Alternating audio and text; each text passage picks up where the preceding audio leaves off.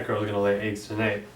What's up, you guys? James Reptiles, and in today's video I want to take a second and thank everyone who is still putting out content, even though, you know, everyone's freaking out.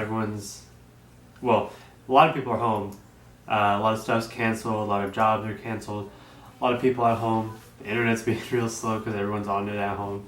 And I just want to take a moment and appreciate everyone who's, you know, still making videos, still making everything happen, even though so much is getting canceled. You know, they're out there hustling and making stuff for us to watch while we're at home. Not that my job isn't canceled, but for those of you who are. So, a couple updates. The other day, you guys saw we had a bunch of eggs from a Black Knight eclipse times an eclipse. She laid in the water bowl. I don't know if I mentioned that. I wasn't expecting her to drop. I went in to check to see if she was growing any eggs, and lo and behold, there they were. They looked like she had just laid them maybe an hour ago, and they, you know, had the embryo inside. They look good. I just checked on them right now. It's like a day later. One day later, and they still look good. All the eggs in there. Let me count how many I have real quick. So it's something like 22 eggs already in the incubator. Of course, some of those will go bad. I had to set up this rack, and this rack holds 60 tubs, and I have 120 of them. I need to wash and drill a bunch more though. Obviously, I don't have enough ready. But here are the tubs. This is a Vivarium Electronics rack. They're not super big. They're definitely big enough for a baby, and you know, if anything outgrows this, I'll need to get in the rack, but I'm not going to let anything outgrow that. If anything does, it's going to have a spot in my rack at that point. Again, it all just depends on shows and how MorphMarket does, because without shows, I really have to rely on MorphMarket to get animals out and to make enough money to, you know, buy another rack for more animals. It's not something anyone could have accounted for, and I know a lot of people are going to have leftover babies. It's not something anyone could have accounted for, and there are going to be a lot of people with babies that are hatching out, that are, you know, clutches being laid, space that they're trying to make before these babies come out, that aren't going to be able to sell them because animals aren't selling right now because it's such a commodity. It's not something that anyone needs.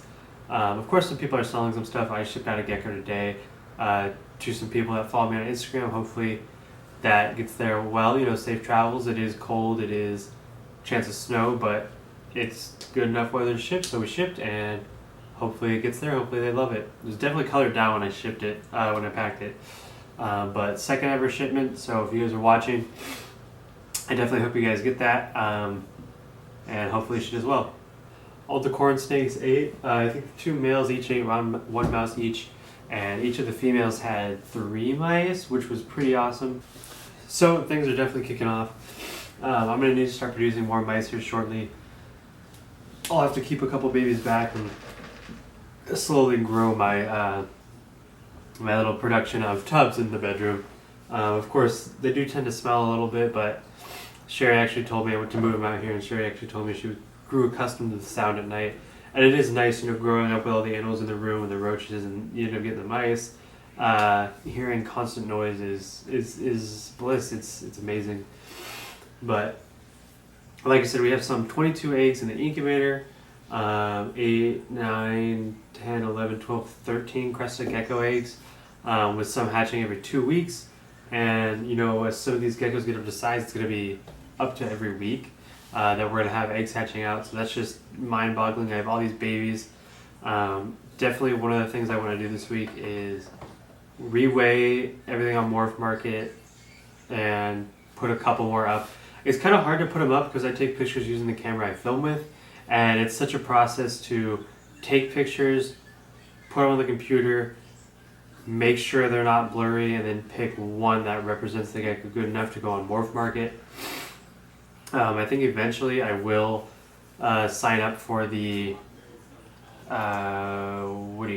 sign up for the packages where you can do all sorts of other stuff on MorphMarket. And let me bring it up real quick. So if I was going to do any of them, I would do the premium, $35 a month. I think that's definitely worth it, and it lets you add up to 5 photos, which is beyond like, that's if you're gonna, like, 3 is nice, 3 is awesome, but I wouldn't. Why would anyone buy the basic? The basic is basically nothing unless you're doing ball pythons. And if you're doing ball pythons and you limit yourself that much, I mean, it's kind of weird to think about. I would do premium, which is stupid, $70 month to month. I don't know who would pay that. But to pay the full $420 ahead of time is also kind of steep. I would say, pay it on a, save up, maybe save up half of it, put it on a credit card, and make, $100 payments, and then it gives you twice as long to recoup some of that money before you have to pay it off. And, at that point, maybe you're more well known. That's personally what I would do. It's possible I do that in the future, but now's not the time, right? So, what else is going on? Superworms aren't breeding anymore. It's kind of a done deal. That rack's going to be used for storage. I might post it up for sale. I might see if Sherry wants it or something like that. Roaches are doing great. I've been feeding them like crazy. I actually have this rack hooked up to the roach rack, so it's set to like 92. But these tubs are reading right around 90, which is perfect. I did sell 80 large roaches the other day, and I really shouldn't have. I had trouble finding 80. I should have just let those grow up, have babies, and in a month, I could have had 80 worth no problem, but I sold them, and now I'm that much more behind. So I won't be selling any more for a while. I do have the hissing cockroaches. Without any shows coming up, I'm just going to keep slowly growing that colony. I don't feed it very often. I don't really do anything with it. I really want it out, so I don't know. I don't know what's going to happen. I might post it on Facebook again. I might... Well, I had a store say they might take it, but I don't know whether to give it to them. Just because of the dust, the grain beetles in it or whatever. So, guppies are definitely doing well. Guppies are definitely kicking off. They're breeding. They're doing amazing. I always see new babies in there. I think, like I said before, I think the last 2 moms are getting ready to pass on. They're old, they're not swimming the same, they seem like they're still having babies, they seem like they're still, they come up to eat, but then they chill on the ground and they kind of sway weird. It's weird. I've had them for a while, they produced a lot, and I can't really complain. And I see a couple babies that are growing up that look similar to the parents, so if I can just at least get the red out of them, and then, produce all blues, and I have a better chance of producing something with a little bit more blue. And, our line breeding is just starting right away. So, hopefully we get a blue male, and that'll just kind of kick off. Because if you have blue females, and, he's like a yellow-orange male, you're going to get a whole mix. But if you have a blue and blue, you're almost exclusively going to get a blue.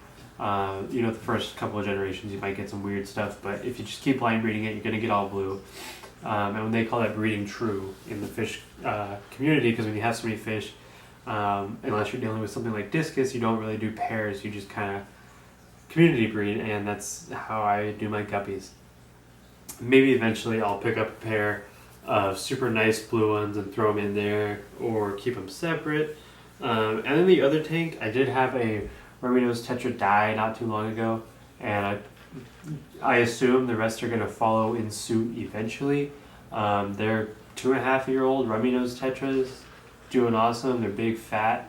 The guy who works at a fish store told me they were the biggest he ever seen. I've got 4 Corydoras, a Siamese algae eater, Autocinklus, a two cloud plecos in there, and I think that's it. And as those start to die off, I either want a pair of German blue rams or electric blue rams, I guess. I don't know what you call them. There's something else I decided I might want in there. Oh, I might want like swordtails or something like that. I think maybe a pair of swordtails would be really cool. It is just a 10-gallon, so it's not like I can get crazy with it. A pair of swordtails might be pushing it a little bit. Maybe I'll do another strain of guppies. Who knows?